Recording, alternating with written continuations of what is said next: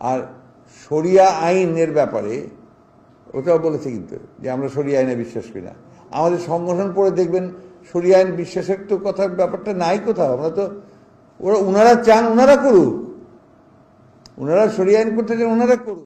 মুসলমান যদি শরিয়ার আইন বাস্তবায়ন না চায় সে মুসলমানই না। আপনি যদি বলেন যে আমি শরিয়া চাই না, শরিয়া দ্বারা শাসিত হোক আমাদের দেশ বা আমি নিজে এটা চাই না, তাহলে আপনি নিজেকে মুসলমান দাবি করার কোন নৈতিক অধিকার নাই।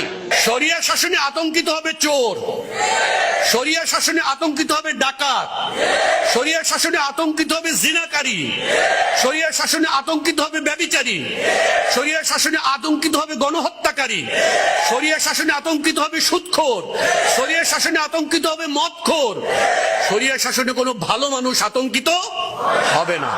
সুতরাং আগামী দিনের বাংলাদেশে আমরা যদি সকলকে একটি সুন্দর বাংলাদেশ উপহার দিতে চাই, তাহলে আমাদের একমাত্র মুক্তির পথ হলো শরিয়া। আল্লাহ তাআলা আমাদেরকে তৌফিক দান করুন, আমাদের শেষ রক্তবিন্দু দিয়ে হলেও আল্লাহর এই জমিনে আল্লাহর শরিয়া কায়েম করার তৌফিক দান করুন। আমার দিন